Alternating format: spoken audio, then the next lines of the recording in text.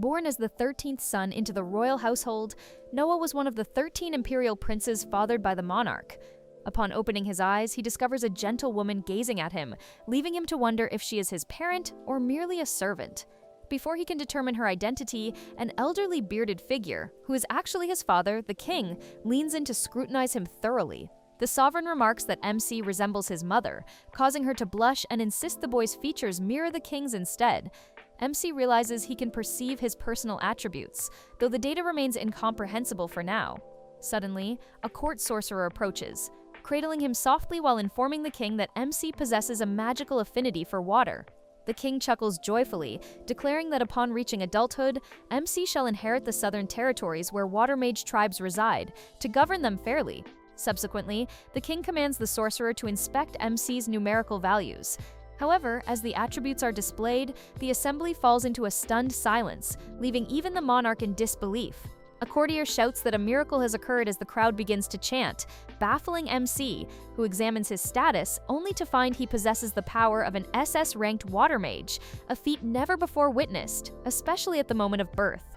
6 years pass by after that day, and MC has grown up to be a healthy young lad. He slowly learned about the kingdom of Mirs, which his father rules over, where things have been calm for several decades. Now, as people live peacefully without any war, the king is well loved by the general public, as are his sons, who are adored by the locals as well as the noble families of the country.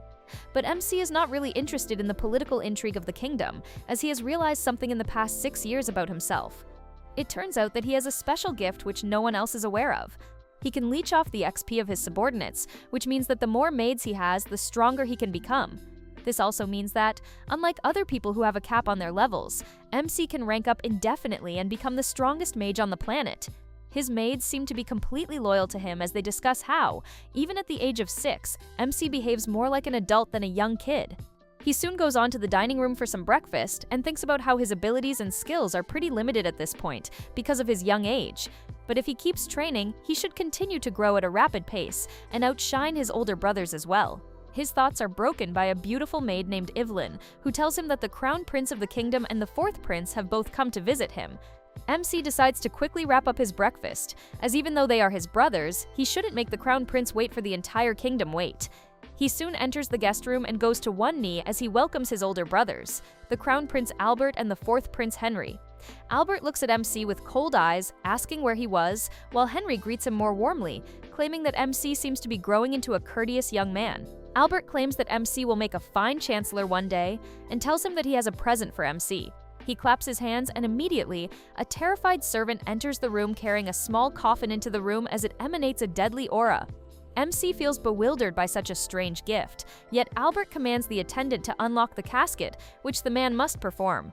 As soon as he unseals the box, a vibe of deceased and expiring souls bursts into the space, which MC can vividly sense while he gazes at the weapon within the box, marveling at what on earth he just experienced. Before he has a moment to recover his calm, Albert instructs him to lift it and judge its weight.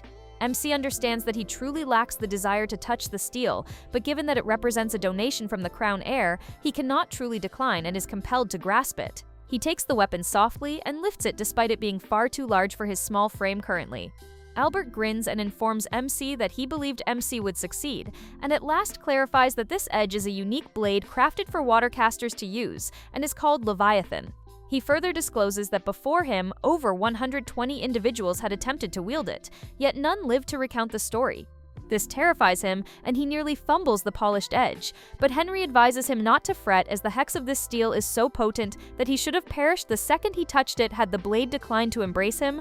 Following that, Albert and Henry both rise to depart, while MC prostrates, pondering to himself how this loathsome crown heir, who is regrettably his own big brother, was checking him with such a lethal core for completely no motive. But he understands that if he voiced it aloud, it would result in his skull on a pole. Later that night, while MC was preparing for sleep, he observed that one of his servants appeared to be quite stressed. So he inquires about her if she is all right. Zoe the servant initially pauses, but when MC insists on the facts, she instantly drops to one knee, stating that she requires some leave because there has been a deluge in her town, and everything was washed away. Her kin is perishing, and she intends to trade her flesh in the Crimson District in desire of gathering sufficient funds to assist her folks. MC bids her to cease speaking, stating that Zoe is his private servant and he cannot permit her departure for so long. He bids her to escort her parents to the manor, and he shall grant her the post of the back gate guard and compensate her $5,000 every month. Zoe is baffled by this and asserts that she has never known of any role like this, and even so, the wage appears to be remarkably steep. MC bids her not to fret about that, and also informs her that there is a vacant dwelling in the western borders of the metropolis, which she may inhabit and dwell in with her parents. Zoe can't believe her ears and starts tearing up when Dylan, the house butler, comes out and asks MC whether he wanted anything. MC asks him whether he is aware of the flooding in Zoe's hometown, and tells him to buy as much land as possible in that area. Dylan is confused since that would be a bad investment, but MC tells him that they need to protect the people in need there, as if they don't intervene, a bunch of villains will occupy that land and start squatting. Dylan is shocked at this, and MC asks what's wrong, but Dylan replies that he is just surprised at how well MC is managing the situation with the foresight of an experienced man, considering he has never experienced anything like this before. MC thinks about how he has seen more than his fair share of destruction in his previous life, but he obviously cannot reveal that to anyone. Dylan replies that according to his estimation, the entire land should cost roughly $70 million, which shocks Zoe. Even MC knows that it is a huge amount. His entire group of retainers earns roughly $80,000 a year. He himself has some $50 million in funds from taxes and gifts from his brothers, but that still leaves $20 million. He turns and asks Dylan about the land that they have in the south of the capital and claims that they will have to sell that land. Dylan is shocked and advises MC against it since that land was a gift from his father, the king himself, and selling that land would be unimaginably rude to his own imperial family. MC tells him not to worry about all that, as he will deal with his own father later, and tells them that nobles have the duty to sacrifice themselves to bring peace and happiness amongst their subjects. More than that, he also knows that a noble who plays the martyr is loved by the public, which might come in handy sooner or later. Dylan prostrates before him and asserts that he shall manage all matters before departing to arrange all the required groundwork. The following day, MC prepares with his legion of servants to organize everything for a survey of the submerged zone when he is summoned by the fourth prince, Henry. He instantly rushes over with a friendly welcome, saying sorry for not arriving sooner, but Henry bids him not to fret about it and inquires where precisely MC is intending to travel. MC answers that there is a district called Dasa, which has entirely been drowned, and he seeks to purchase some territory there and is intending to survey the spot to evaluate the ruin.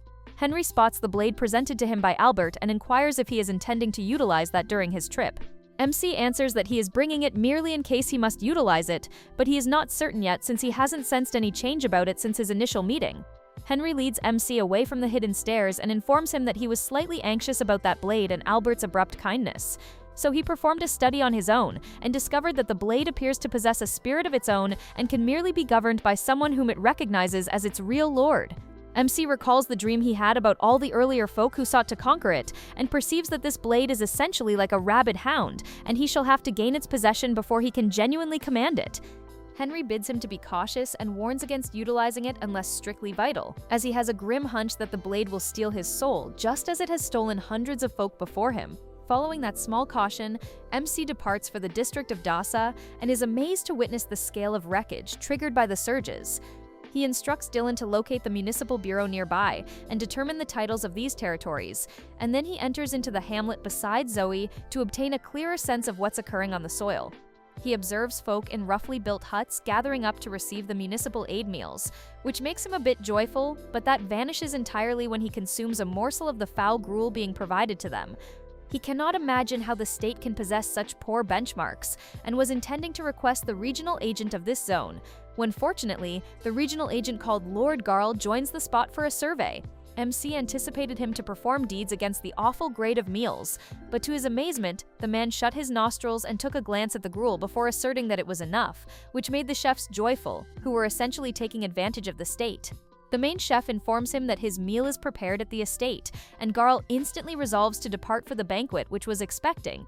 MC could not endure this and instantly moved forward to challenge the man. He labels Garl a crooked little wretch with a minuscule member, which strikes him where it stings the most, and the man with the fragile ego immediately pulls a sword at MC. MC immediately calls for the sword Leviathan that Albert gave him, hoping that it would kill him, and the sword immediately flies towards him. At first he thought that the sword would just obey him, but he suddenly realizes the true strength of the sword as it starts resisting him, burning him with its powerful, sinister aura. MC, however, refuses to back off and continues on, and finally manages to overcome the sword, taking control of the legendary blade once and for all. Once that was done, Garl had no chance as MC easily parried his attack and decided that the sentence for cheating the locals during a time of disaster is nothing other than death. With one swift slash, MC cleaved the head clean off, shocking everyone in the area. Immediately, the guards start surrounding them, and he would have gotten lynched, but he smashes the sword in the ground, creating an incredibly deep hole in the earth, shocking everyone. The chaos attracted the attention of the knight named Rowan, who was recently appointed as the manager of this area, and he immediately recognizes MC and goes down to his knee. Everyone was surprised, but they soon followed suit, taking a knee in front of him, while MC tells Rowan that the first thing he needs to do is to make sure everyone here gets good food. Rowan immediately apologizes for his oversight and gets on the task. After he returns, MC gets immediately called down to the capital by his father, where he expected to get scolded, but to his surprise, his father praised him for making the decisions when he took them and checks his stats again, which have grown since the last time he saw them. He thanks MC for his help and tells him that he will need him to continue aiding him in ruling this kingdom. A couple of days pass by, but MC stays in the capital of the city. As this city is the beating heart of the entire kingdom and the most prosperous place by far, where loads of talented people come to find work, he plans to bag one of these talented people for himself, so that he can increase his own stats and quickly become a force to be reckoned with. His first candidate is a young girl that he has heard about, who is supposed to be an incredible singer who has recently been in the talks as a brilliant up-and-comer. He finds out the theater that she is going to perform at and takes a seat alongside Zoe to see whether she is worth the talk or not. Soon, a young girl with a top hat named Ali emerges on the stage and gets ready to perform in front of an audience. She soon starts singing, and immediately, MC is mesmerized by her voice. He knows that she is not the best technical singer that he has ever heard of, but she is definitely the singer who seems to really love her craft a lot. He thinks that with the right training and guidance, she can achieve greatness and starts considering taking her under his wing. Before the show's conclusion, however, a group of thugs burst into the playhouse and yell at Ali to cease her foolish noise. Every spectator holds their breath, questioning what these criminals desire, while Ali stands there terrified as the hoodlums advance toward the platform. One of the staff attempts to step in, but the brute instantly shoves him aside before leaping on the stage himself. He bellows at her to settle up, asserting that performing on these boards won't earn her sufficient cash to settle her father's arrears. She trembles while she begs him to kindly release her, as she is attempting to gain profit and will reimburse them shortly. But the brute informs her that this is a trashy method of gaining funds, and if she desires to gain piles of cash fast and simple, she must launch a social media profile and post provocative clips there, or portrait photos, and perhaps her tub water. She informs him that she is a decent lady and would never stoop down to perform acts like that. But the brute vows to crush both her limbs if she fails to do as he commands. That's when MC resolves to step in and instructs Brute to move away from the lady instantly. The Brute spins around and instructs MC to return to his mother's knee and consume some milk, or he will thrash the life out of him. MC doesn't mind though. He leaps down from the chair and begins strolling toward the platform, informing Brute that it's forbidden to force youngsters to inherit their parents' debt by the mandate of the Crown Law. Furthermore, it's also forbidden to compel individuals to trade their souls to settle any kind of arrears. The Brute irately clenches him by the shirt and hoists him up in the breeze, asserting that today is MC's final day on Earth. But he doesn't truly grasp who he is speaking to. With the snap of his digits, MC generates a daunting violet glow that slams all three of the thugs to the floor. While MC pulls out his blade and aims it at the Brute, the thugs perceive that they might be bested at this stage, so they instantly tuck their pride between their legs and instantly begin fleeing away. Zoe moves toward the wounded staff and assists him up, while MC informs him that he ought to direct them to him if they ever return to this spot to pester anyone. Zoe hands him a corporate card, and the staff is appalled to observe that the kid in front of them is truly a prince of this realm. MC doesn't truly care about the praise though, and spins around toward Ollie and inquires what her monthly outlays are. She ponders it for a bit, weighing the reality that she also must manage her mother's care, and answers that her monthly outlays should be nearly $600. MC informs her that he shall pay her $2,500 every month so that she can practice on her vocals and grow better. She is appalled to hear that and can't truly trust her own ears, while MC informs her that her wage would also grow as she grows better.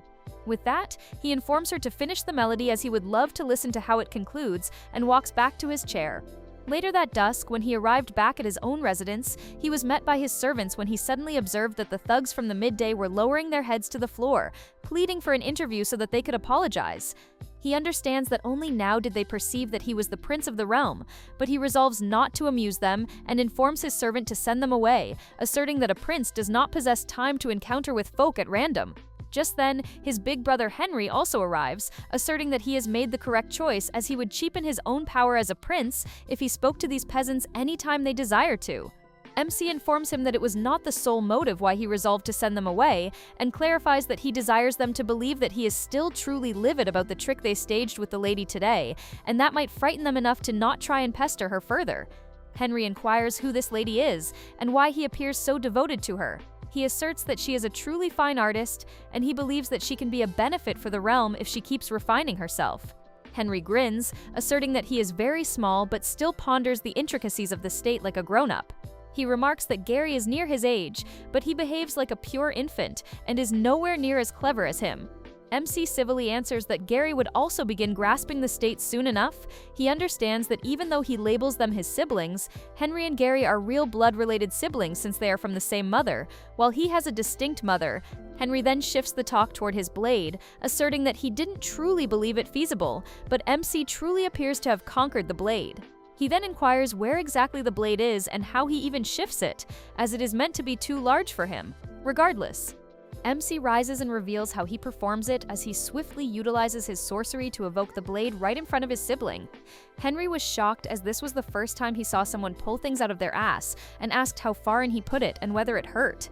MC tells him that it's nothing like that, and he simply shrinks the sword to a small size and then hides it right inside his own sleeve. Henry is left speechless and sits back down with a thud, claiming with a sigh that MC simply amazes him, since that sword was thought to be cursed and put away with all the other national treasures for over 2 centuries at this point, and no one in written history is known to have conquered that blade. Later that night, MC decides to go to a celebration that he was invited to and spots the goons still on the ground. The fatty gets enraged once again, since he keeps getting ignored and screams that he can kill him anywhere he wants, so he shouldn't try to act all high and mighty. In retaliation, MC simply unleashes a tiny amount of energy from his sword, which immediately brings the fatty down to his knees once again. MC then gets into the carriage, and soon arrives at his destination, where an old man named Rye welcomes him inside.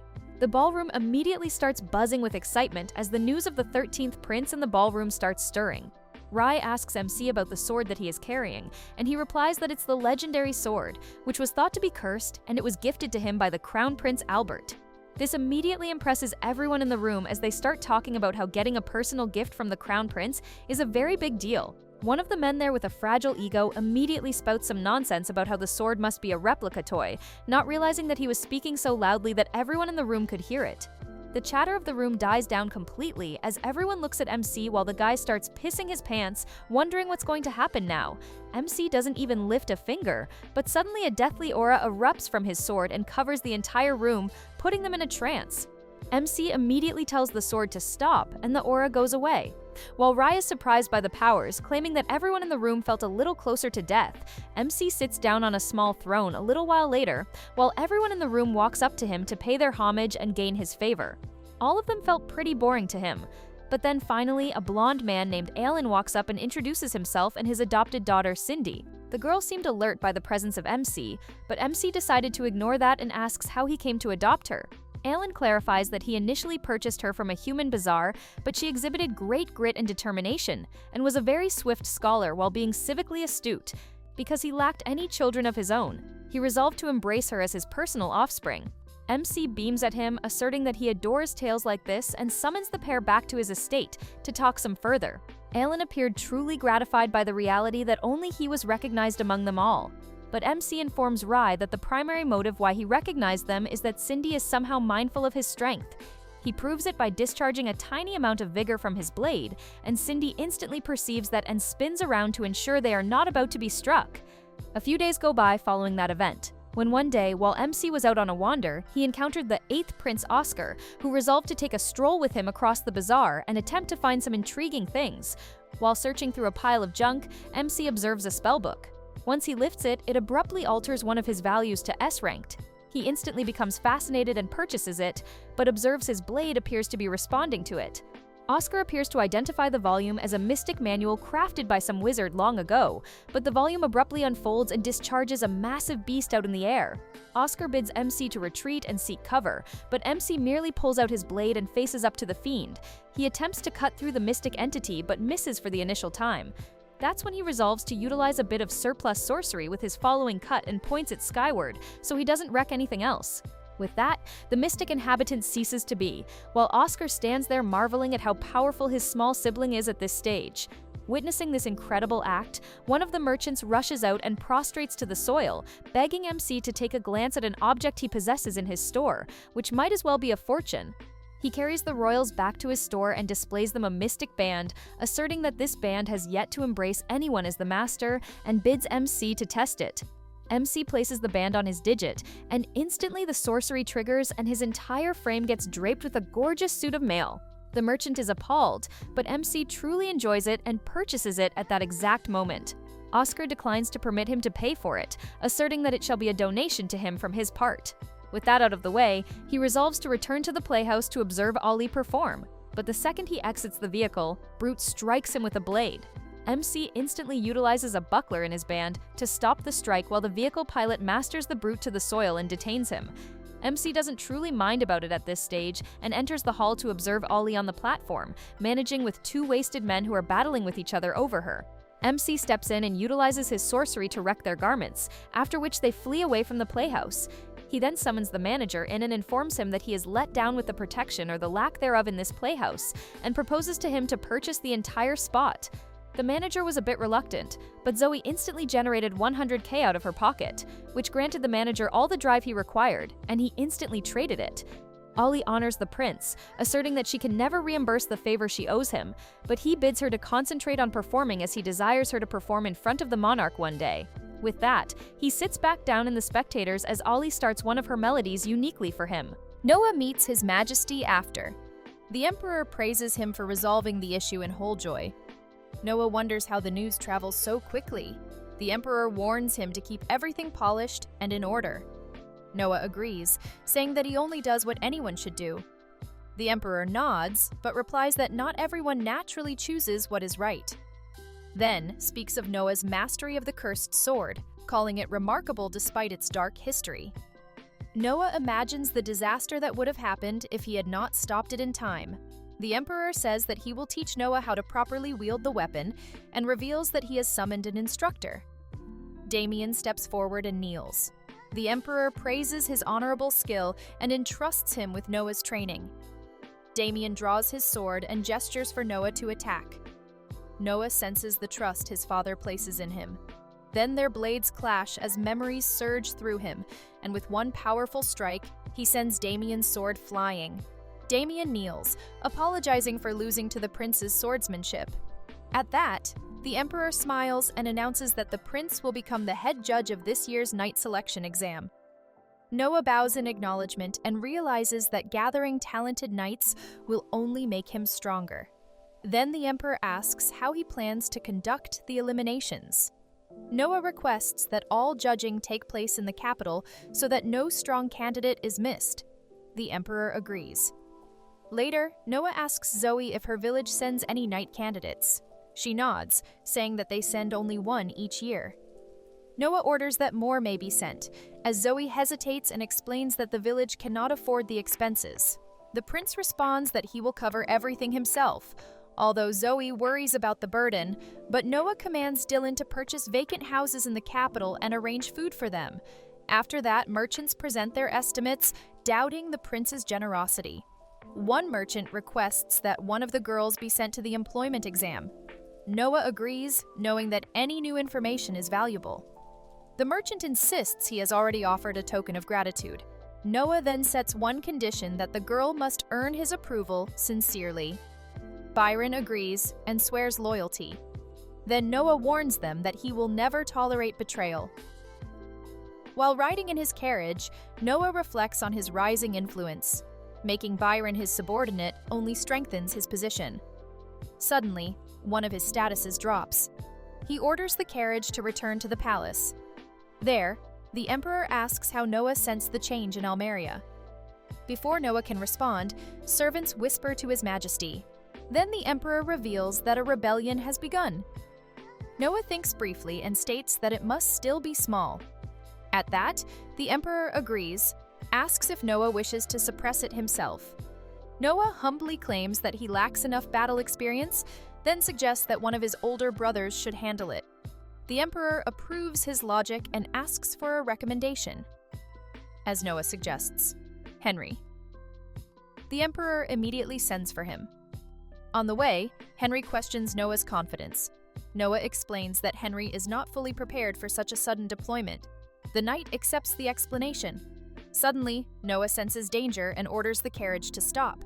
The area darkens. Just then, the blue rays strike at once, but Noah raises a shield. But rebels surround them. One charges forward, and Noah cuts him down. He strikes again and again until bodies fall around him. Right then, Zoe rushes to his side in fear. The knight praised his strength. Noah explains that he uses Leviathan's threat to the enemy's unconscious mind rather than killing them. Henry confirms that they are still alive. Noah allows him to handle the prisoners, then asks if Almeria does not have a strong supply of war. Well, Henry agreed in response. The next morning, Byron kneels before the prince. The prince asks if he conducts business around Almeria.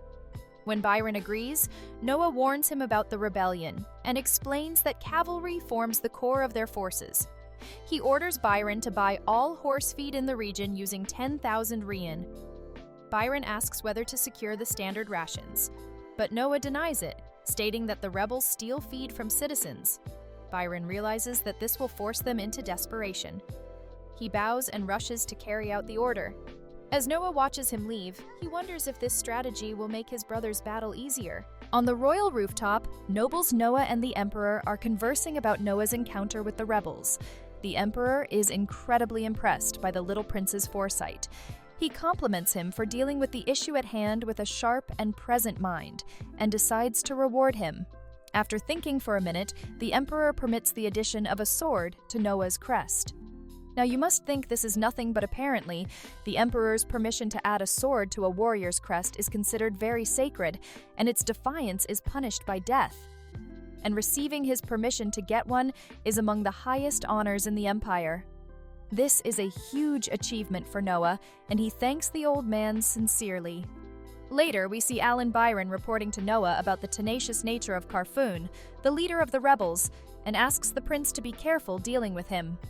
Evelyn interrupts the two and discloses the arrival of a wounded man who has an urgent report to deliver. The wounded man, who is a decurion in the province of Adora, delivers the news of a rebellion outbreak in Almeria to Noah. This man had gone against his higher-ups to bring this report to the imperial prince. Noah knew about the rebellion but still chose to reward the man with 1,000 rian for his loyalty. The sun is about to set when the maid Zoe shows up at Noah's room with 500 rian and a sleeping potion. The rebels had paid her to drug the prince in return for money, but she chose to report the incident to Noah instead of betraying him. Moreover, the rebels had threatened to kill Zoe if she didn't drug the prince, so she broke down in tears while reporting the incident to her lord. To reward her loyalty, Noah pays her 5,000 rian, and the girl breaks into uncontrollable tears.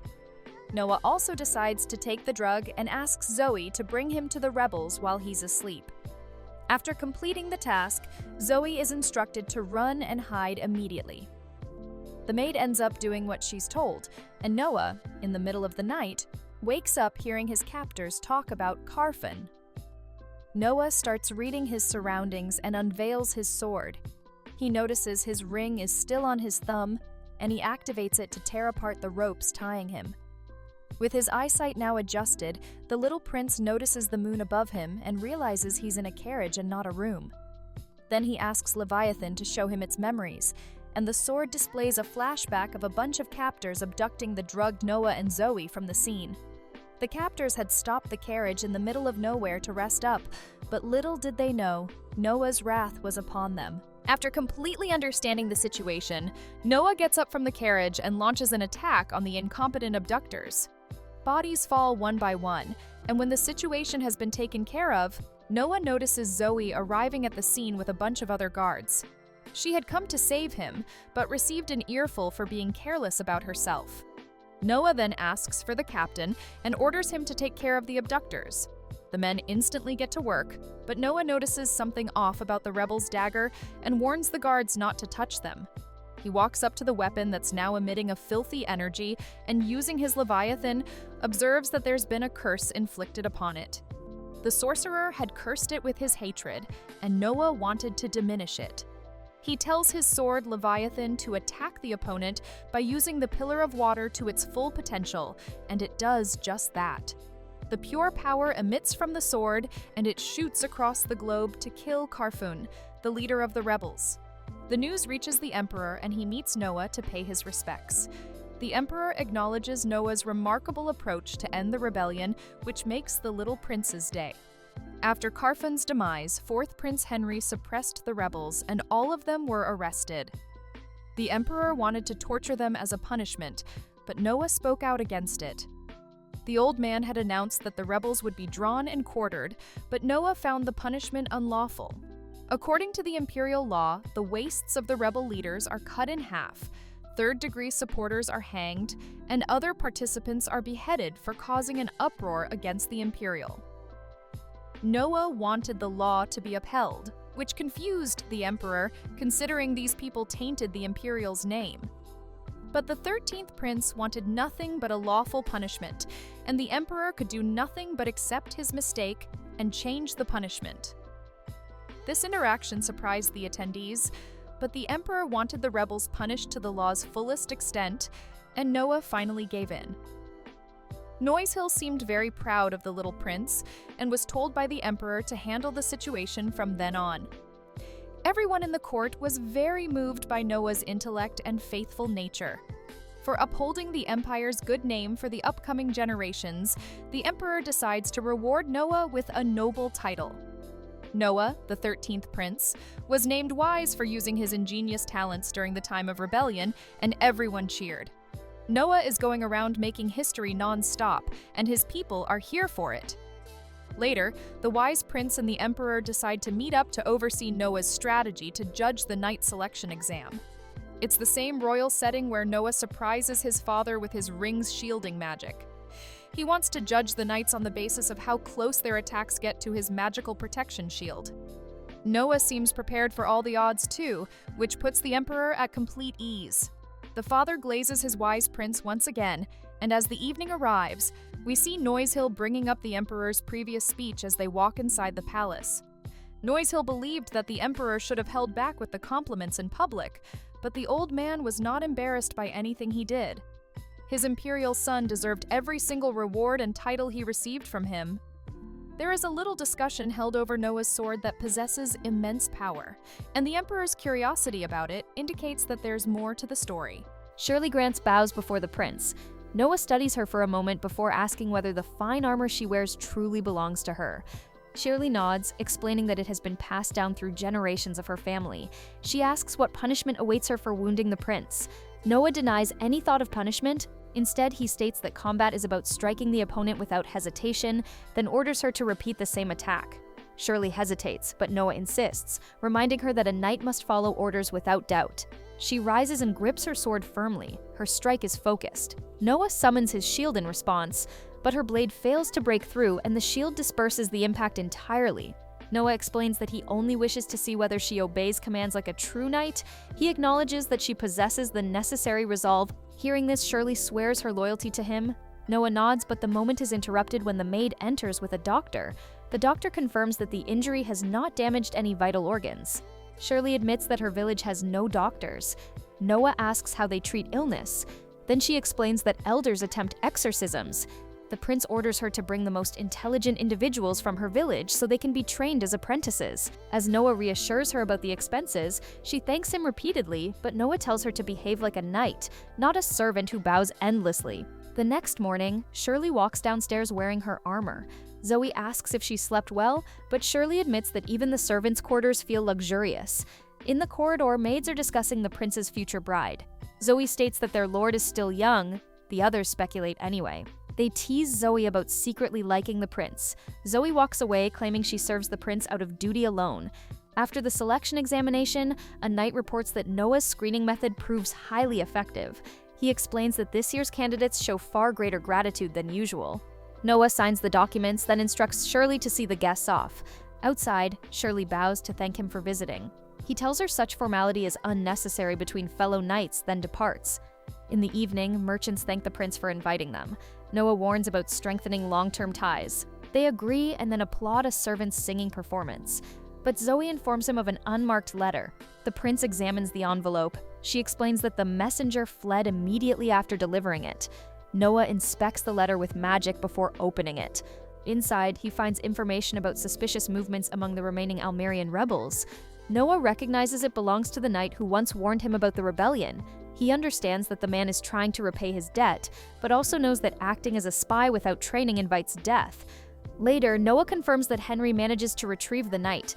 Noah blames himself for failing to foresee this outcome. He orders Zoe to send word to Almeria that no expense be spared to keep the man alive. Zoe acknowledges the order.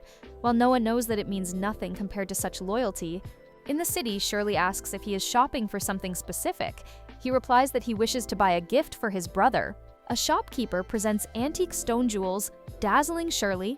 Noah's attention settles on a covered item, a glass statue of a goddess crafted by Lindsay. Noah purchases the statue and even pays extra in appreciation. Soon after, Oscar enters the shop. He examines the statue, confirms that only 2 such pieces exist. Noah asks about the other one. Oscar admits that he owns it. Without warning, Noah knocks the statue to the ground. It shatters into fragments. Everyone freezes in shock, but Noah only smiles and tells the shopkeeper to keep the payment. He even pays more and orders him to spread rumors that the second goddess statue has been found broken. Oscar realizes this will increase the value of his own piece. Noah nods knowingly as Oscar praises his brother's cunning and leaves. Noah then asks the shopkeeper to show another item. Later, while walking along a road, Noah asks Shirley what troubles her. She admits that he constantly surprises her, but she hesitates to understand why he would destroy such a valuable statue. Noah explains that people who risk their lives and give their utmost effort for his orders are his true treasures. Shirley's eyes shine at his words. Noah adds that she is one of those treasures as well. Though Lynn continues walking, Shirley stands frozen for a moment before hurrying after him, her heart racing. 6 years later, a horse cart waits as the prince walks through the corridor alongside his knight, ready to depart once more. Noah questions the knight about the number of soldiers he intends to lead. Race Keiki hesitates, making it clear that he hides something. Noah asks whether the forces receive funding based on the number of soldiers registered. They realize that non-soldiers are being registered to claim excess funding for personal gain. Noah corrects himself immediately. He states that he is not blaming any specific territory, only pointing out a discrepancy in the registered numbers. His brother nods, agreeing with the statement and openly praising Noah's sharp observation. However, the prince's expression changes. He makes it clear that this is not the same matter. He explains that the emperor's order demands a sweeping victory, which is why he asks about the extent of the forces. Then he orders him to answer honestly. Rizzes claims that he will lead around 2,000 soldiers. At once, Noah states that the supplies must match that exact number. Rizzes bows in agreement, but Noah unexpectedly asks for a pen and paper. The prince writes something himself and hands it over, ordering the knight to deliver it to the Ministry of Military. The document reassures them to provide enough supplies to cover 2,000 additional soldiers as expenses, granting full excess funding. Ronus stares in amazement. Noah then firmly warns him not to disappoint after this. The soldier bows deeply and agrees without hesitation. Later, while riding in separate carriages, Noah's brother looks out the window and asks whether Noah truly has no experience in war. Noah knows well that despite being 12 years old, he remains at level 1. Many royal children die young, officially blamed on epidemics, though in truth, poison claims most of them. Either way, a prince is a valuable living heir and is forbidden from going to battle before adulthood. Henry interrupts, stating that Noah should gain some battle experience before managing his fief. Noah agrees, but says he will only go under the emperor's direct orders. He hums lightly, adding that he has not even faced difficulty since wielding a sword.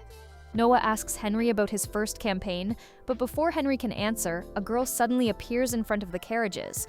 The horses screech to a halt. When the guards ask what is happening, the girl begs for help. Noah watches as more children pour out from an alley into the open road, running from several muscular men. One man drags a girl by her hair. Locals gather, yet no one dares to step forward.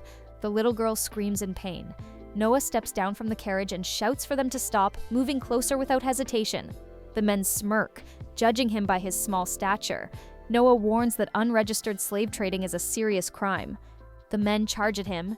Noah summons his sword and takes them down with effortless precision. Henry praises him, and the locals erupt in murmurs. Noah turns to the frightened children, who break into tears. At that moment, a man steps out from the alley and greets the prince, boldly claiming that he earns his living through those children. He refuses to give his name, stating that he works for Prince Gilbert. Noah glances at him, then at the locals, realizing the silent threat that keeps them from interfering. The man tells the prince to pretend he saw nothing. Noah asks Henry if he recognizes the man, but Henry denies it. Without another word, Noah channels power through his hand and knocks the man unconscious. He collapses onto the road. Noah announces loudly that the nerve of this scoundrel to falsely claim service under the first prince is unforgivable. Whispers spread rapidly. People murmur about witnessing the true wise prince.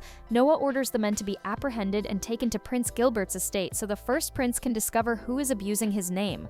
He also orders the children to be brought to his own mansion for the time being. While walking away, Noah remarks that if they truly worked for Gilbert, he could not kill them, and would leave the matter for Gilbert himself. Henry looks away, quietly complimenting how Noah's handling of the situation amazes him every time. At the dining table later that night, a butler whispers something to Noah. From across the table, Henry asks what it is about. Noah replies that a messenger from Prince Gilbert has arrived to thank him for catching those who falsely used his name. Noah asks whether Gilbert ordered the underground slave trade. Henry agrees, noting that Gilbert has been obsessed with acquiring shops and private estates for a long time. Noah shakes his head, saying Gilbert should not be blamed entirely, as he is a concubine's son and cannot succeed to the throne. Unable to claim it, he vents his frustration through such means. Henry stares at him in shock once again, amazed by Noah's insight. Later, Noah sits across from the children and reassures them that they are safe now. He asks where they wish to go. They reply that returning home would only lead to them being sold again, as their own parents sold them. Noah orders Dylan to find them jobs, places to sleep, and provide anything they need. Leaning closer, he tells them they are free to leave at any time, but firmly states that he hates betrayal. The children thank him, then leave. The next morning, Evelyn reports that she transferred the birthday gifts, but Noah hands her an envelope. As she examines it, he explains that he wants her to become the administrator of a small region within Almeria. Evelyn repeats the words in disbelief, doubting herself as a proper government official. She hesitates, questioning such a promotion from maid to official and whether Noah can manage everything himself with such a vast fief. Noah calmly tells her that he noticed her cleverness long ago and that wasting her talent on serving guests would be foolish. He encourages her to work for him. Moved, Evelyn agrees. Shirley stands nearby, watching Noah with quiet amazement. Soon after, Noah bows before the king. The king discusses the earlier incident, and Noah realizes how cleverly Gilbert informed the king first, proving his clean hands. The king asks about the scoundrels. Noah states that for unregistered slave trading, the ringleader's dominant arm should be severed. The king then asks whether Noah was hurt, having heard that they attacked. Noah replies that he dealt with them easily. The king questions why he revealed his identity instead of acting undercover. A minister remarks that it could be a crime against the imperial family. Laughter echoes through the hall, but the prince firmly denies it. Looking up, he states that if he never named himself, it would have remained simple assault, not a crime against the imperial family. Silence spreads. Noah wonders if he went too far and prepares to apologize. Instead, the king laughs and declares that he has won the bet. Noah looks confused. The king explains that they merely tested his understanding of the law, having heard that the wise prince is strict. Standing tall, the king appoints Noah as minister of justice. Noah stares in disbelief, becoming the second prince to hold a minister position after the fourth prince. With that, the wise prince accepts his place, and the night ends with smiles all around. At the table, Noah thanked his brother for celebrating, while Oscar admitted he was happy but wondered why Noah didn't seem so. Noah shook his head, questioning why Majesty appointed them as ministers. Oscar suggested it might be because Noah was dear to the king, but Noah knew he held no legitimate status compared to Henry. He recalled the empire's past collapse when princes without the crown were left idle, destabilizing the nation. Now each prince received his own fief and proper education. Oscar asked what that had to do with the appointment, and Noah explained that making him a minister could be a move to groom him as crown prince. Noah's thought was confirmed when a butler whispered to Oscar. He nodded and informed Noah that the assembly planned to appoint him Minister Prince of Finance by tomorrow. They clinked glasses and celebrated quietly. Meanwhile, reports came in of 167 arrests of locals and conspirators who attempted to pressure the king into abdication. There was no evidence implicating the crown prince. The Majesty nodded, realizing Noah must have uncovered the plot, praising him as remarkable while questioning who was truly worthy to succeed him. Noah noted that any prince could be fit if they could overcome his trial. Vinny reported that the insurrection's accomplices were close to Albert. Noah considered that the law punishing an imperial family member could cause scandal. He asked what the emperor decreed. Vinny replied that the law should be applied strictly. Noah nodded and passed judgment.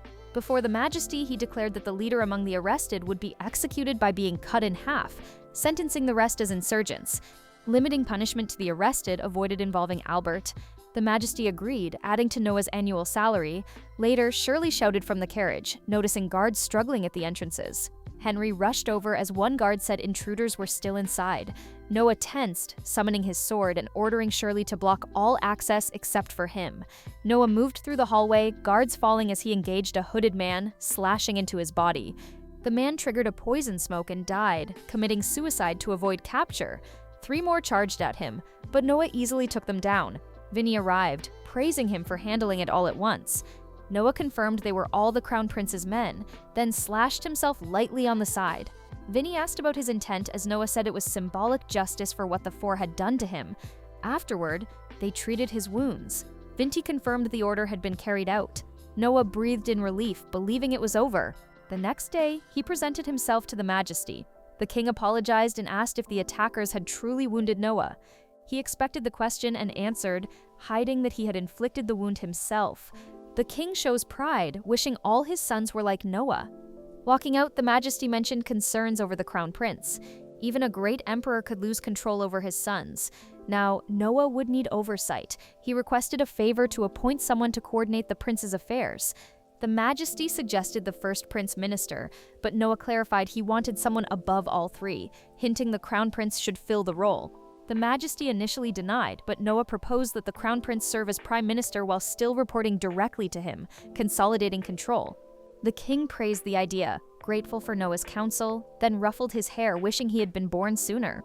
Noah smiled, understanding his father's wisdom. The king decided to reward Noah, though money alone wasn't sufficient. They entered the royal vault, where the king gestured for Noah to choose any item. Noah stepped forward, powering his bracelet to scan. He found a small box, opening it as flames erupted, wrapping the prince in a brilliant aura. The fire suddenly takes the shape of a huge monster, and Noah instantly recognizes the situation. It feels just like the time he had to defeat a monster to gain full control over Leviathan. He summons Leviathan right away and realizes that this treasure is another sentient weapon he must conquer before it accepts him as its master. The fire monster launches a blazing breath attack at him, but Leviathan has the upper hand in terms of element type, so Noah easily cuts through the flames. He follows up by firing a sharp stream of cursed water straight into the monster's eye, defeating it. The creature collapses into a glowing red marble that drops perfectly into his hand. The moment he picks it up, the fire tornado surrounding him disappears, and the marble transforms into a ring engraved with a fire emblem. When Noah checks his stats, he notices that his fire attribute has suddenly shot up to C rank. That alone tells him the ring is much stronger than it looks. The Emperor hurries over to check on him. Noah confirms he's fine, and the Emperor is genuinely impressed that he managed to tame the sentient weapon known as Lumiere.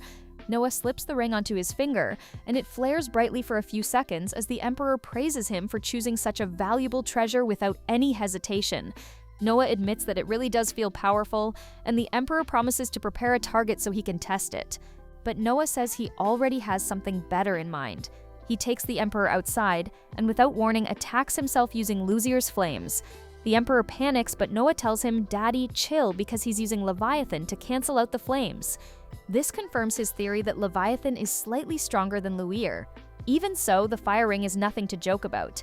It burns the ground around Noah with ease, but the heat doesn't spread any further because Leviathan keeps it under control. The Emperor is amazed and officially entrusts the ring to Noah, asking him to use it for the Empire's sake. A few days later, the Emperor summons Noah to discuss a complicated issue involving the royal family. He explains that his younger brother Graham has a son who rules his territory like a tyrant. Recently, while drunk, the son killed someone during an argument, which is a major crime. If he were an ordinary citizen, the punishment would be severe, but because Graham is royalty, he claimed the whole situation stemmed from his poor parenting and accepted responsibility for his son's actions. Graham even offered to pay a fine to shield him from punishment. Noah immediately disagrees with the idea. He remembers Ali's case and says that just like a child isn't responsible for their parents' debts, a parent isn't legally responsible for their child's crimes.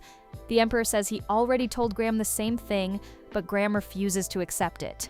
Noah reads the report and sees that Graham is offering $30,000, which is about 250 times the yearly income of a normal family in the capital. The Emperor asks what they should do, and Noah clearly refuses to accept money from someone who didn't commit the crime, even if they want to pay. The emperor then suddenly asks whether they could introduce a law that allows people to pay voluntary fines in exchange for lighter punishments. That's when Noah realizes what his father is trying to do. The emperor admits that the royal treasury is in terrible shape because of constant disaster relief efforts and suppressing rebels. Noah understands, but he still rejects the idea. He says that passing such a law would basically announce to the entire nation that crime is fine as long as you can afford the fee. Only the wealthy would benefit. The justice system would collapse and corruption would skyrocket among high-ranking officials. Noah insists that they need a better, more ethical way to address their financial problems. The emperor accepts the criticism and, after a moment, stamps a document and hands it to Noah. He announces that, for his exceptional judgment, Noah is now appointed as an advisor to the emperor. Noah just stares at the paper, and the emperor casually tells him it's only an honorary title with no real benefits. That sparks an idea. Noah suggests that instead of letting people pay fines to avoid punishment, they could let them pay for honorary titles instead. For example, they could award an honorary knighthood to anyone who donates $1,000 to the empire. It grants prestige without giving them actual authority or positions they haven't earned. Noah says it would require a bit of groundwork, but people would jump at the chance to receive direct recognition from the emperor, and they'd pay generously for it. The emperor thinks it over and realizes it's brilliant. The rich already have all the money they want, so the only thing left for them to chase is fame. He immediately tells his assistant to summon Oscar, and Noah quickly excuses himself. If he stayed any longer, he'd be stepping into his brother's territory. As he walks out, he notices the servants gathered around the massive hole he created earlier using Luire. A senior servant walks over and tells Noah that everyone is curious about the hole he made, and one guy even fell inside trying to see how deep it was. Noah immediately hands him a bag of cash for the poor man's treatment, then asks what the servant is carrying. The servant shows him a pair of rhinoceros beetles for the 16th prince, who is only 3 years old and loves making beetles fight. That gives Noah another idea. As he heads home, he summons Leviathan and Luire in their miniature forms to battle each other. They jump straight into throwing hands, and Noah can tell they still have all the combat skills of their previous wielders. He watches closely to learn their moves, and it becomes obvious that Leviathan is the stronger one when he slices Luire clean in half. Their new maid watches the fight with pure excitement, so Noah sets up another match. Luire tries hard for a rematch win, but still loses to Noah's surprise. The mock battle actually has real consequences. He levels up when Leviathan defeats Luire. He continues making them spar whenever he has time, and notices that Luire improves at an incredible speed. Eventually, Luire manages to beat Leviathan, and thanks to his growth, Noah's flame attribute ranks up as well. Meanwhile, Zoe has become much better at magic to support Noah, and she can now cast a spell that lets her check his stats. She's shocked when she sees he leveled up without fighting anyone himself, and jokingly says he could level up forever just by making his summon dolls brawl. Noah tells her it won't work like that because the first fight got him to level 2, but it took 10 more to reach level 3. He says he needs more magic items like these to understand how they function. Right then, Henry arrives. He clearly saw everything and complimented Noah on his creative idea of having his weapons trained by fighting each other. Then he hands Noah a small box and says the monster's nest is prepared for clearing. Noah remembers that the monster's nest is a military-managed hunting ground where all princes complete their first campaign. Henry explains that once Noah opens the magic box, it will reveal how many soldiers he needs to bring based on his strength. As soon as Noah opens it, the box transforms into a slip of paper with the number 1 written on it. Noah asks if that means he has to go alone, and Henry is stunned. Nothing like this has ever happened in their empire's history. Later that night, Zoe tells Noah that a messenger from the emperor has arrived with a personal message. It turns out to be the knight Rizzes.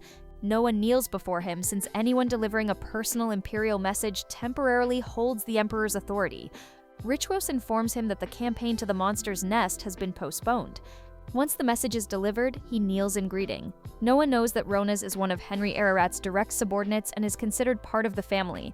He asks why the campaign was delayed, and Rizzes replies that the emperor was so thrilled after hearing about Noah's strength that he decided to hold his first campaign on an even grander scale. Noah decides to use the extra time to study more sentient magic items. He visits his favorite gift shop and asks if the merchant has anything with a will of its own.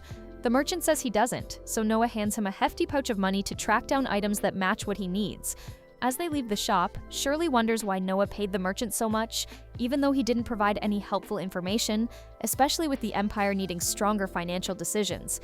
Noah casually replies that this is just how royals operate. Suddenly, he hears a man threatening a merchant who refuses to sell him an item that another customer already booked. The man confidently warns everyone around to mind their own business if they don't want trouble. Noah steps in and tells him to stop. The man immediately changes his attitude when he recognizes Noah, but he still acts arrogantly.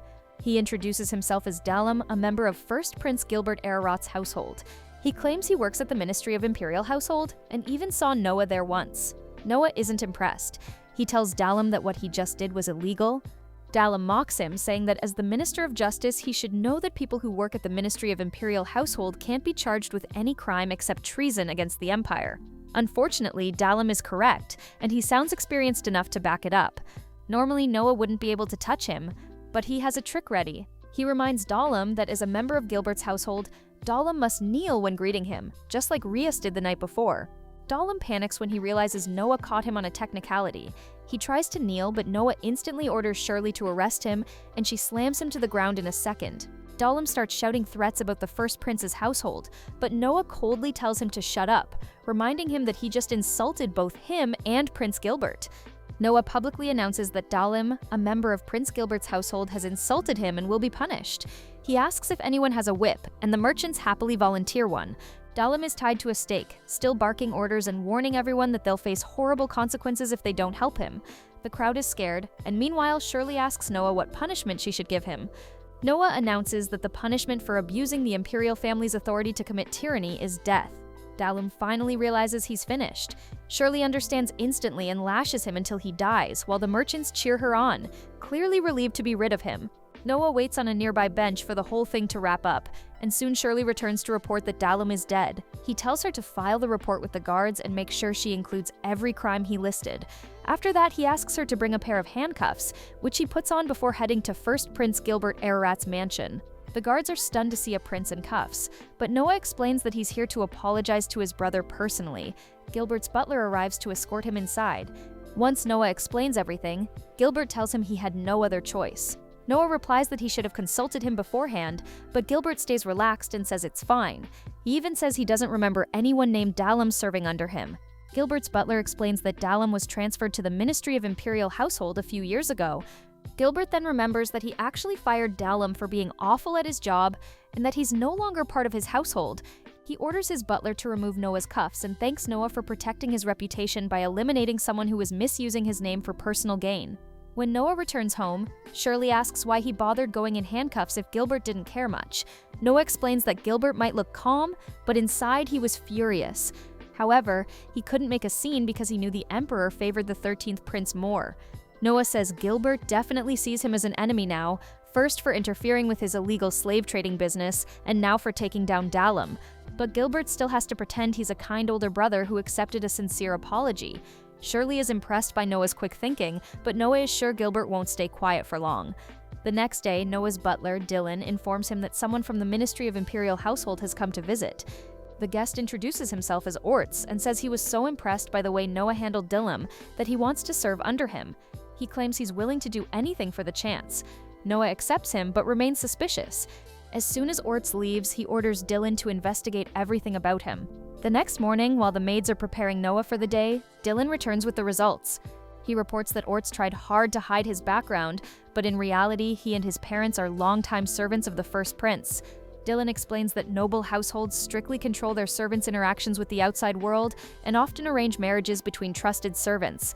Children from these unions automatically become part of the household. Dylan says it's obvious that Orts came as Gilbert's spy, and Noah agrees. He orders Dylan to keep that information secret because now that they know the truth, they can use Orts to their advantage. Dylan praises Noah's sharp instincts, but the truth is that Noah wasn't relying on intuition at all. When he accepted Orts as a subordinate, his stats didn't rise even a tiny bit. That alone made it clear Orts wasn't loyal. Suddenly, Dylan brings up another matter. The owner of Noah's favorite gift shop has arrived because he found exactly what Noah was looking for. Noah is pleased that the 10 grand he gave him paid off and calls him in immediately. The merchant greets him respectfully, but Noah tells him to skip the formalities and show the item. The merchant signals his assistants, who carry in a large painting. When the cloth is lifted, it reveals the portrait of a beautiful girl. Noah steps closer to examine it, and the merchant explains that the painting is called Haiwa, created by a famous artist.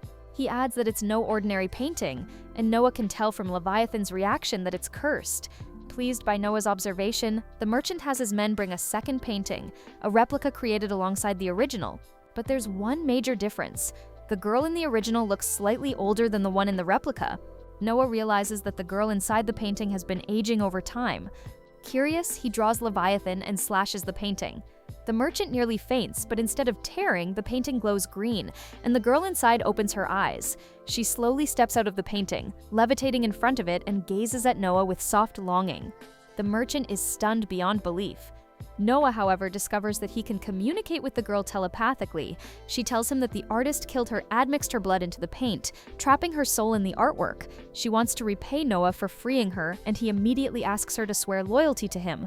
The ghost girl agrees without hesitation and pledges eternal loyalty. Then she starts diving in and out of the painting like a dolphin, showing off her new freedom. Noah realizes she could do that because Leviathan cut the chains binding her spirit. He's not interested in her performance, though. He's more focused on the small bonus to his Earth attribute that he just received. He decides he'll invest in her abilities for the future. The ghost girl, Huda, can only speak through telepathy and says she can be very useful. When Noah asks for a demonstration, she shapeshifts into the merchant, leaving him completely flabbergasted as if he's seeing a mirror for the first time. She touches Noah's hand and absorbs some of Luir's energy, glowing faintly. Noah then asks the merchant to try touching Huda's hand. His left hand connects, but his right goes straight through her. Noah is delighted by how precisely she can manipulate her physical form. He thanks the merchant for bringing her and says he'll buy the painting at any price he names. He also instructs him to look for more cursed items. Not long after, the merchant Alan Bardsley visits Noah again with a stack of boxes. Noah asks why he came so suddenly, and Alan explains that his daughter Ada has been chosen to become one of the Emperor's attendants, and he came to thank Noah for making it possible. Noah remembers recommending Ada for work in the palace 6 years ago, and he's impressed that she rose all the way to the rank of Imperial Attendant. He also notices that Alan brought far more gifts than necessary. Noah estimates that all the gifts Alan brought are worth $30,000, and Alan is stunned that he guessed the exact value so easily.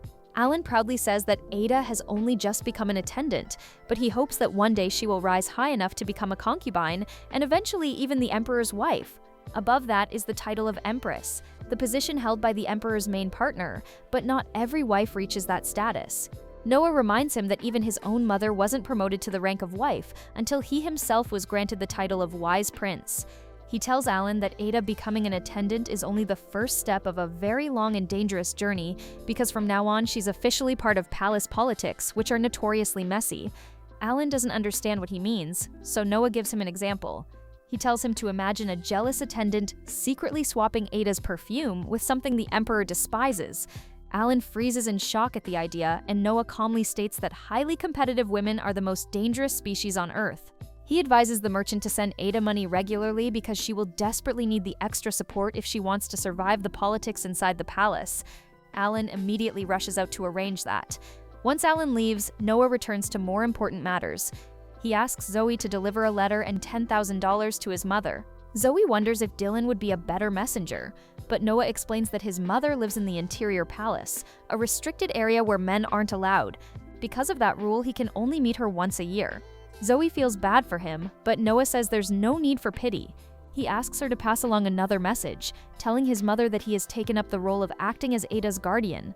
Zoe is startled and asks if he intends to use his mother for palace politics. Noah confirms it without hesitation. He says profit and loss take priority over emotional attachments, because that's how the imperial family operates. If Ada becomes one of the Emperor's favorites, she could become an invaluable ally to his mother. It benefits everyone. Zoe is amazed at how politics creeps into every corner of imperial life, even when they try to avoid it. She prepares to leave, but Noah pauses and asks how her mother is doing. Zoe says her mother is forever grateful for the house and stable job he gave her. But recently, something strange happened. While closing the gate at night, she saw a suspicious man sneaking around the garden. When she called out to him, he ran away. Zoe explains that her mother strongly believes someone has been slipping in and out of the mansion. Noah is intrigued. He tells Zoe to have her mother keep it secret because he plans to verify the truth himself. That night, as Zoe's mother goes to close the gate, someone comes up silently behind her and strikes her with a poison needle. She collapses instantly, and the attacker reveals himself as Orts. He coldly says that it's her fault for discovering him and runs away, but in reality, Zoe's mother isn't dead. She is standing safely beside Noah and Zoe, watching Orts flee. Noah used Hua, a perfect decoy, to catch him in the act. Noah orders Hawa to retreat, and she cheerfully reverts to her original form before disappearing. Noah then instructs Zoe and her mother to return to their village, using the excuse of needing to bury the body. They can't let Orts find out his victim survived, so they must stay hidden until the matter is resolved. Zoe and her mother get emotional, but Zoe still asks whether Noah intends to let Orts walk away. He reassures her that Hua is already tailing him, so there's nothing to worry about. The next morning, in a lonely cabin beside a lake, Orts wakes up with deep wounds across his chest and stomach. As he panics and tries to move, Noah tells him to stay still or his wounds will burst open again. Orts has no idea what is going on, so Noah explains. He tells Orts that after he reported to his handler that he killed a woman who saw him, the handler stabbed him in retaliation and dumped him into the river for failing his duty as a spy. Lucky for him, Hua was watching the entire time, and Noah managed to rescue him. Noah says he expected Gilbert's household to abandon Orts eventually, but even he didn't guess it would happen this quickly. Orts can hardly believe it. He realizes Noah saw straight through him from the beginning, and even predicted his downfall with shocking accuracy. Regret hits him hard. He says that if he had been sincere and actually served Noah instead of spying, his life would have been completely different. Noah tells him it isn't too late to change. Orts is shocked that Noah is willing to take in a failed spy again. Noah makes one thing clear: in return, Orts must never betray him because the consequences will be far worse than death. Noah also promises that he will never discard Orts for failing. Orts breaks down crying, drops to his knees, and accepts Noah's offer wholeheartedly. When Noah checks his stats, he sees that his wind attribute has strengthened, proving that Orts is truly loyal now. His first order to Orts is to recover fully. After that, he will take on a new identity. Noah decides to appoint him as the governor of a remote region in his territory until the capital settles down. Orts is overwhelmed with gratitude and swears to prove his loyalty. He immediately shares important information. He reveals that Prince Gilbert recently gave the Emperor a gift, and that this gift is part of a much darker scheme. Noah's eyes widen in horror. Without wasting a second, he rushes to the Imperial Palace for an emergency meeting. The Emperor asks why he looks so panicked, and Noah begs him to stop drinking the wine that Gilbert's household supplies. The Emperor asks why, and Noah explains that the wine is harmless by itself. The danger appears only when it's consumed together with a specific food, dragon's claw. The Emperor and the Crown Prince eat this rare delicacy once a year during a ceremony honoring their ancestors. Since they have been drinking the wine for over a year with no issues, everyone assumes it's safe. But once the ceremony begins and they eat dragon's claw, the combined effect will kill them instantly and no one will suspect Gilbert. The Emperor asks if Noah is absolutely sure, and Noah says he tested the combination on a death row inmate. The criminal collapsed before they could even attempt first aid. The Emperor struggles to process the revelation, but he trusts Noah completely. He immediately orders his assistant to summon Henry Ararat and begin a full-scale investigation into Gilbert's mansion. He praises Noah for discovering the assassination plot and sends him home, promising that his reward will arrive soon. After that, the soldiers under Henry's command stormed Gilbert's estate and arrested his servants. Under interrogation, the servants confessed that Gilbert had been secretly conducting lethal experiments on illegal slaves. The investigation confirms that he planned to eliminate both the Emperor and the Crown Prince, then seize the throne for himself. His scheme would have worked if not for Noah exposing it in time. Not long after, the Emperor summons Noah. On the way there, Noah can't stop replaying everything in his mind. Something about the whole situation feels strange. The Emperor has the most powerful intelligence network in the entire empire. Under normal circumstances, he should have known about Gilbert's plot long before anyone else. Yet he reacted as if he were clueless. That inconsistency sticks in Noah's thoughts until the realization hits him. The Emperor wasn't ignorant at all. He was acting. Just then, the Emperor enters the room, almost as if he read Noah's mind, and casually confirms Noah's suspicion. He reveals that he was never drinking the wine in the first place. Noah is stunned by this revelation and asks why he didn't take action sooner. The Emperor explains that he has many sons, and several of them believe he has been Emperor for far too long. Some think it is time for a new ruler and wouldn't hesitate to push him aside. But Noah is different. Unlike his brothers, Noah doesn't crave the throne or view him as an obstacle. That is why the Emperor trusts him more than the others. Then the Emperor announces his decision. He names Noah the Vice Minister of Military Affairs in addition to his current position as Minister of Justice. On top of that, he appoints him Governor General of the Imperial Guard, granting him authority over the Empire's strongest military unit. Noah accepts the titles, although he still doesn't understand what his father is planning. The Emperor answers before Noah can even ask. He says he has no intention of going down quietly, but the reality is harsh. There is always a chance that one of his sons will assassinate him and seize the throne. If that happens, he wants Noah to take command of the Imperial Guard, march into the capital, seize control, and choose the next emperor himself. For a moment, Noah is speechless. The weight of what the Emperor is asking crashes over him like a tidal wave. It's a responsibility far greater than anything he ever imagined. As the leader of the Imperial Guard assigned to help determine the most appropriate heir to inherit the throne, a brief time later, Noah and Albert are summoned before the Emperor. Clear proof has now been discovered that connects Gilbert directly to a scheme to assassinate the Emperor and seize his throne. Albert hears this and slowly shakes his head. He murmurs that Gilbert was an idiot for allowing his ambition and impatience to overpower him. The Emperor looks toward the two of them and asks what must be done. Noah answers first. According to Imperial law, he explains, the penalty for conspiring to murder someone of the Emperor's rank is to be split in half at the waist. It is regarded as the ultimate form of treason, and being a prince does not excuse Gilbert from facing that punishment. However, Noah continues by saying that there is also another way to handle it. Gilbert might instead be accused only of attempted murder. The sentence would remain the same, but under that accusation, he could be given a minimum delay of execution, meaning the punishment would only occur when the Emperor personally gives the command. Albert fails to understand the purpose of this.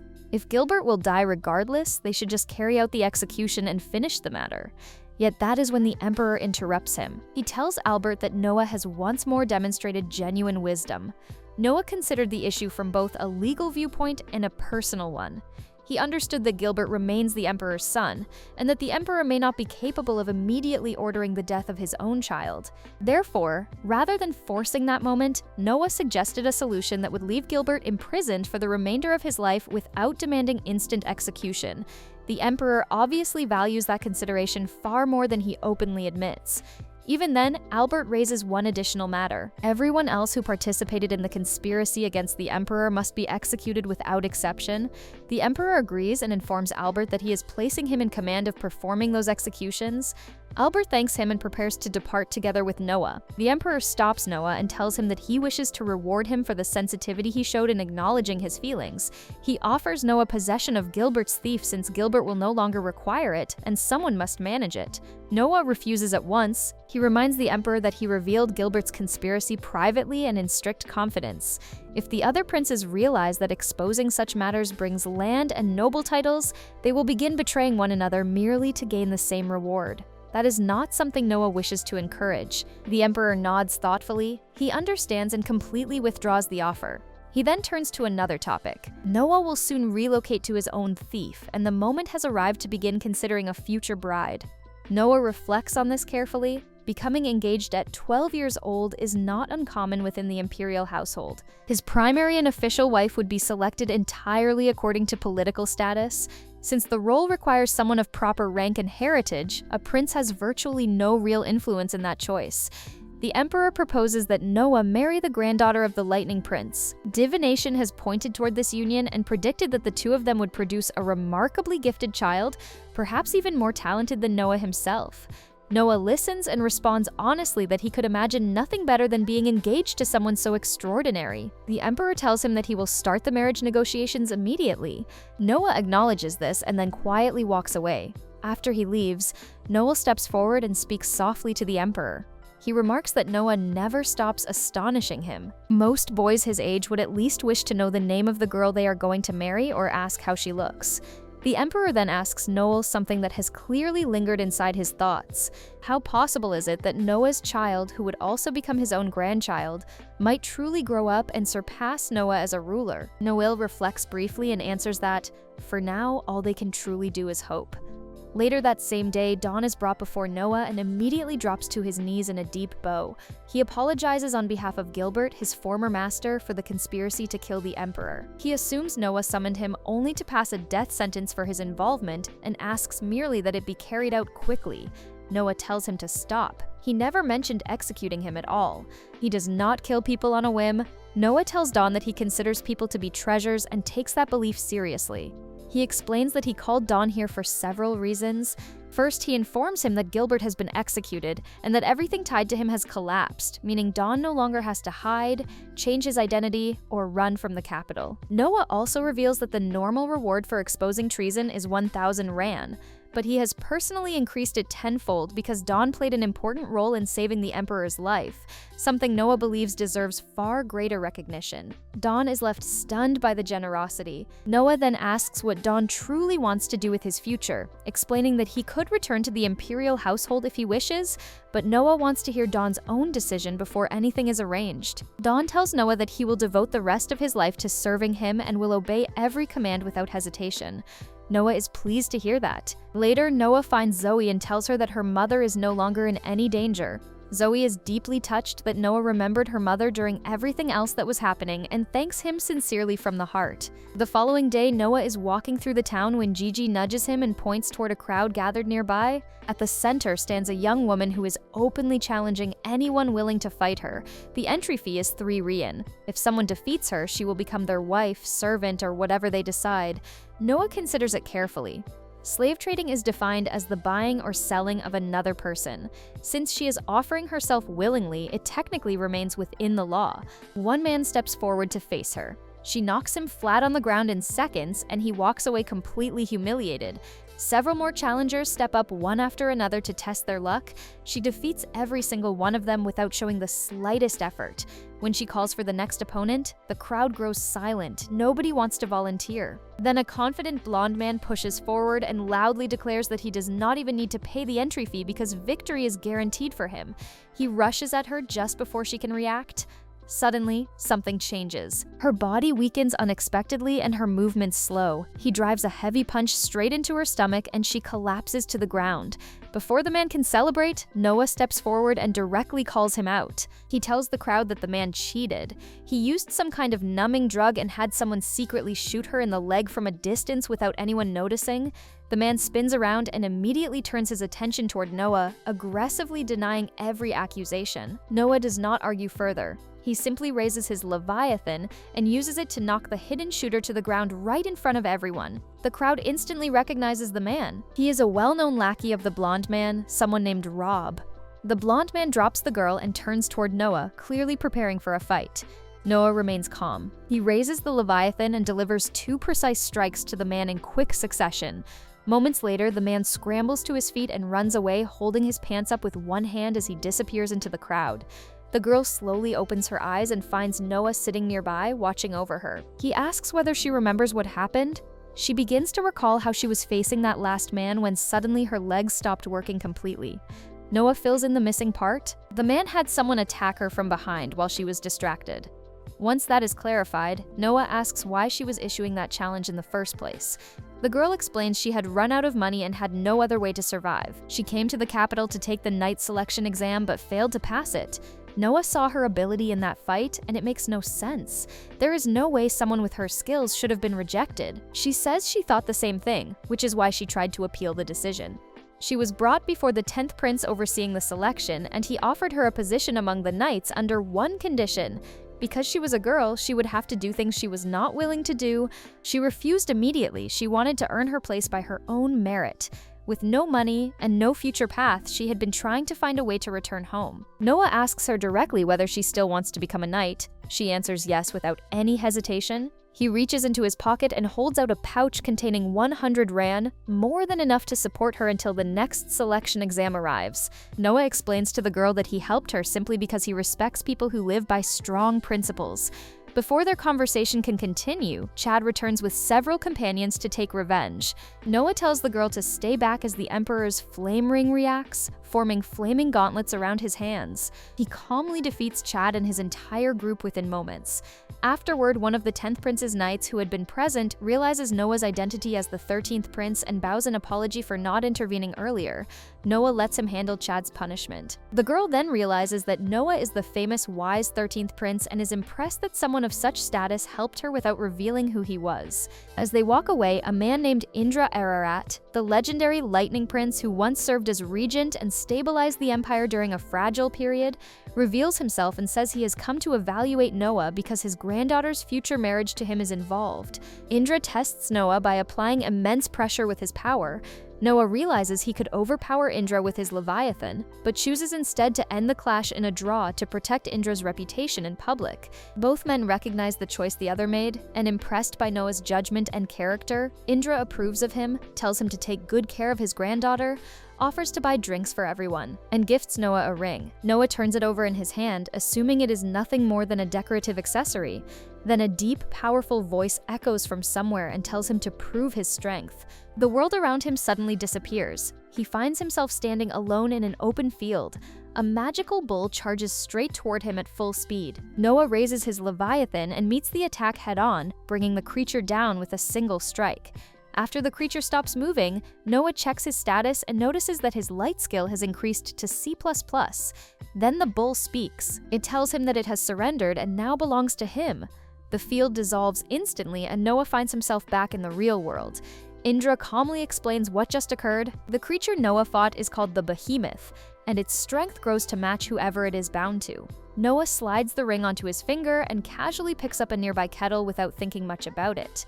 Indra's eyes widened immediately. The kettle turns completely golden in Noah's hand and begins pouring out a glowing golden liquid. Indra is visibly shocked. Even during the peak of his own strength, he was never able to tame the behemoth. Yet Noah managed it almost instantly. Noah then summons a small version of the behemoth's form and explains his plan to Indra. He intends to have it fight against his other magical items so it can absorb skills and grow stronger through battle. He summons the Leviathan, Hiuawa, and Luir, lining them up together. What happens next surprises everyone. Apparently, it has been 1,000 years since all 4 of these magical items have existed together in the same place. The moment they are all gathered at once, a warm and brilliant golden light begins flowing out from all of them simultaneously. Noah stares at the glowing light, completely unaware of what is happening.